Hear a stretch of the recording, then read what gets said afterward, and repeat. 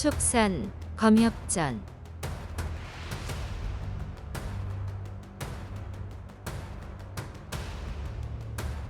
이십파 무시무시한 백골전. 재금선이 홧김에 벽안 신부를 공격하고 주매가 잘못하여 백골전에 공격당하네.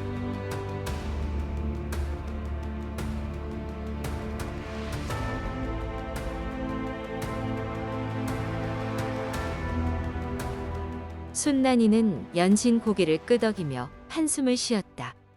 정이 넘쳐 화를 자초했구나. 진정하렴. 암계에 당하긴 했으나 내가 있으니 별탈 없을 것이야. 그제야 재금선이 울음을 그쳤다. 누가 주매 누나를 이렇게 만들었을까요? 우선 우리 동굴로 옮기고 이야기하자꾸나. 재금선이 주매를 업으려 하자 재영운이 대신 나섰다. 내가 업을 테니 넌 전리품이나 챙겨. 재금선이 누나의 배려를 눈치채고 얼굴을 붉혔다. 재영운이 주매를 들쳐업고 재금선은 욕의 머리를 꽂은 검을 들고 일어섰다. 그때 문득 육지 일이 생각나 어머니에게 이야기했다. 내 아들이 어린 줄로만 알았는데 생명을 아낄 줄 아는 덕이 있었구나. 육지의 힘을 탐하지 않는 것은 훌륭하다만 좀 아깝긴 하구나. 그래, 육지가 그만큼 수련하기까지 얼마나 힘들었겠니?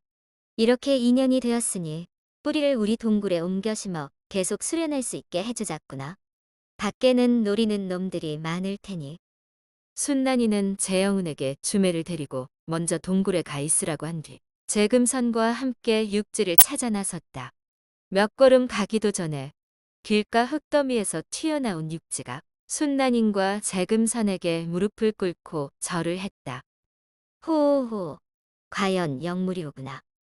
재금선이 안아올리려는데 육지가 획 돌아서서 뛰기 시작했다. 그러고는 뒤를 돌아보며 따라오라고 손짓했다. 순난이는 뿌리가 있는 곳으로 안내하려는 것임을 눈치채고 10여 장 거리를 두고 따라갔다. 어느 절벽 앞을 지날 때 처참한 비명과 함께 거무튀튀한 무언가가 하늘로 휙 날아갔다.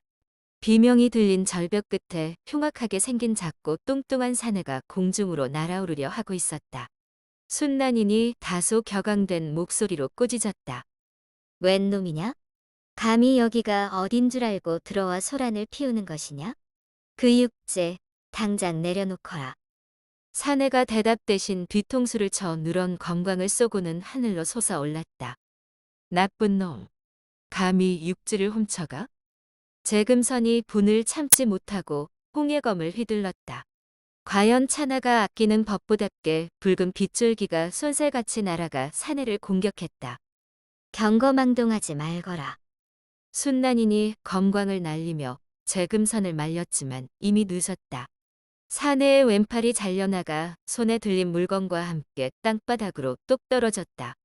재금선이 그 안에 육지가 들었다고 생각해 황급히 뛰어갔다.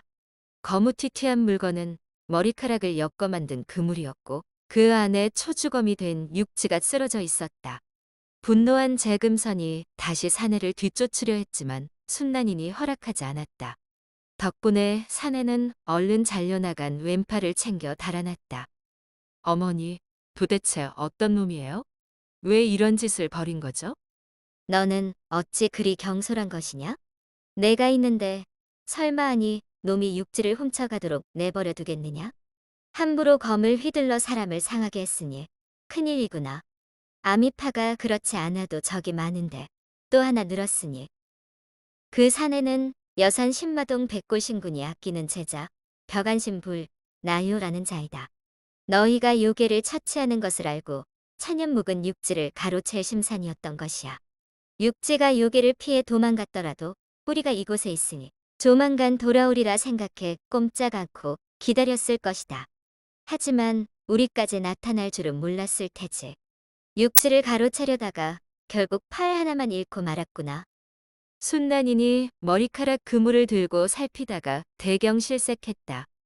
세상에, 이것은 백골신군의 머리카락으로 만든 그물이 아니냐? 설마 백골신군의 명을 바꾸어 썼던 것인가? 이거 정말 예산일이 아니로구나. 이때 육지가 정신을 차렸지만 지친 기색이 역력했다. 지선아, 우리는 절대 널 해치지 않을 것이다. 내가 원한다면 우리 동굴에 살면서 함께 수련해도 좋다. 내 뿌리가 있는 곳을 알려주면 옮겨 심어주마.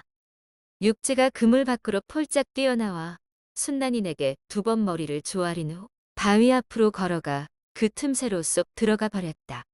재금선이 바위 틈새를 들여다보는데 아주 작은 석굴에서 맑은 향기가 풍겼다. 잠시 후 석굴 바닥에서 오색 찬란한 영지선초 한 그루가 솟으며 기이한 향기를 내뿜었다. 지름이 1척쯤 되는 영지버섯 한가운데 자루가 있고 잎이 4개 달려 있었다. 순난인이 북쪽을 향해 무릎을 꿇고 기도한 후 죽도를 꺼내 영지 주변의 흙을 조심스럽게 파내고 가자 라고 외치며 뿌리를 뽑았다. 꼬마 육지는요? 동굴로 돌아가면 저절로 나타날 터이니 조급해할 것 없다.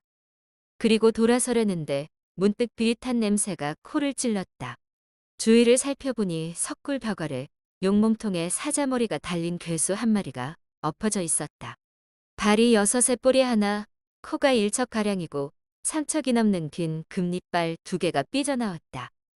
저런 하늘이 내린 영약에는 반드시 신물의 보호가 있기 마련이지. 신물이 누군가에게 해를 당해 화가 미칠까봐 밖으로 도망 나왔던 것이로구나. 재금선은 윤기와 광택이 흐르는 신물 가죽이 매우 마음에 들어 벗겨가고 싶었다. 워낙 잔혹한 녀석이라 딱히 선을 쌓지는 않았을 터이니 벗겨가려무나. 저 이빨은 쇠를 진흙처럼 뭉개버릴 만큼 단단해 쓰임새가 많을 것이니 같이 가져가자. 재금선이 신이나 가죽과 이빨을 챙기려는데 바닥에 떨어진 백색 화살이 눈에 들어왔다.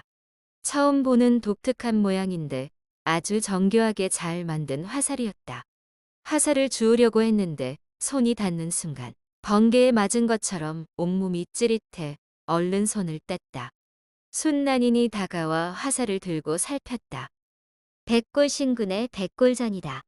주매를 그 지경으로 만든 것이 단순히 아유의 암계가 아니라 이것 때문이었구나.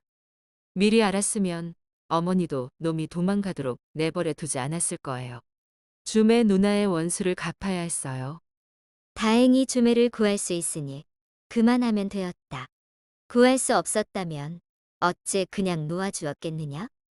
재금선은 주매가 걱정되어 서둘러 신물의 가죽을 벗기고 이빨을 챙겼다. 영지뿌리는 순난인이 고이 들고 동굴로 돌아갔다. 순난인과 재금선이 돌아왔을 때 주매는 돌침상에 누워 가냘픈 숨을 이어가고 재영훈과 손남은 그저 말없이 지켜보고만 있었다. 순난인이 재영훈에게 영지를 건네며 동굴 안쪽에 잘 심으라고 이른 후 주매에게 갔다. 주매는 얼굴이 창백하다 못해 파랗게 변했고 고통을 견디느라 이를 악물고 있었다. 힘겹게 눈을 뜨는 것을 보니 조금 정신이 드는 듯 했지만 말은 하지 못했다. 재금선이 엉엉 울면서 애타게 주매를 불렀지만 역시 대답은 없었다.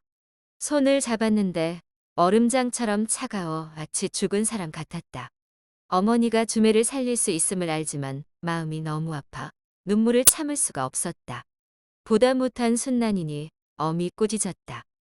지나침은 모자란만 못한 법이다. 사악한 자에게 당해 정신을 잃었으나 공력이 깊어 죽지 않을 것이다. 다 알면서 어찌 이리 우는 것이냐? 줌에도 마음이 아파 회복하는데 전념할 수 없을 터이니 그만하거라. 재금선이 억지로 눈물을 삼키고 순난이니 시킨 대로 요괴머리를 가져왔다. 요괴의 이마를 갈라 우리할 만한 새빨간 구슬을 꺼내자 온 동굴에 눈부신 광채가 퍼졌다. 순난이는 손남에게 동굴 안쪽에 심은 영지에서 사람 모습을 한 육지가 나오면 바로 알리라고 명한 뒤 주매를 치료했다. 먼저 지니고 있던 단약 2알을 주매 코에 넣고 다시 입을 벌려 단약 7알을 넣었다. 그러고는 가슴이 드러나도록 윗옷을 풀고 요괴 머리에서 꺼낸 구슬을 명치에 놓고 문지르기 시작했다. 한참 후에 새파랗던 주매 얼굴이 하얗게 변했다가 다시 노랗게 바뀌었다. 고통을 견디기 힘든지 미간을 잔뜩 찌푸린 채 아무 말도 하지 못했다. 재금선은 주매를 뚫어져라 쳐다보다가 차라리 대신 아팠으면 좋겠다고 생각했다. 순난이는 단약을 먹이고 구슬로 한참 문질렀는데 조금 호전되었을 뿐 기대했던 효과가 나타나지 않자 난감했다. 같이 애태우던 재금선은 갑자기 육지가 생각났다. 어머니, 잠시 육지를 보고 올게요. 순난이니 딱히 말리지 않자 손살같이 동굴 안쪽으로 달려갔다. 재영훈이 잘 심어놓은 덕분에 영지는 잎과 자루가 싱싱하고 선명한 오색 빛깔을 띠었다.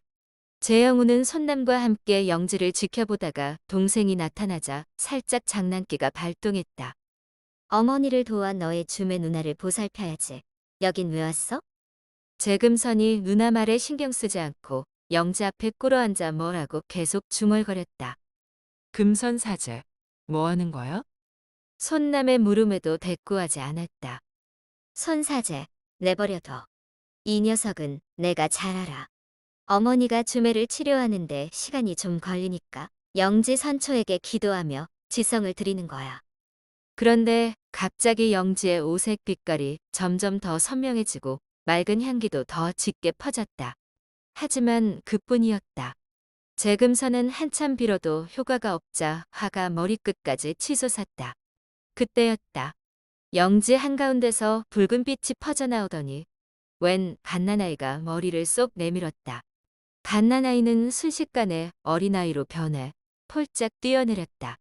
재금선은 육지가 익숙한 모습으로 다시 나타나자 뛸 듯이 기뻤다. 바로 옆에서 기이한 광경을 목격한 손남은 육지의 신묘함에 감탄하며 과연 영물이구나 싶었다. 육지가 고개를 끄덕이고 뛰어와 손을 잡아 끌었다. 재금선이 얼른 안아올리자 육지가 동굴 앞쪽을 가리켰다. 사실 재금선은 주매가 깨어나지 않아 애를 태우던 중 문득 육지가 생각나 달려왔던 것이다.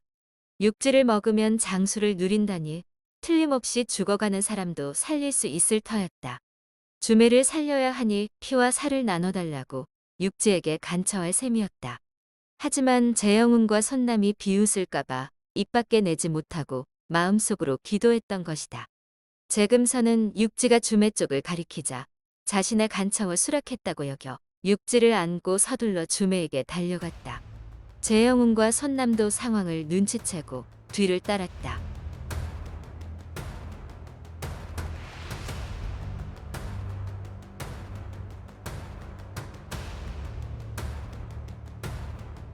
다음 화에서 이어집니다.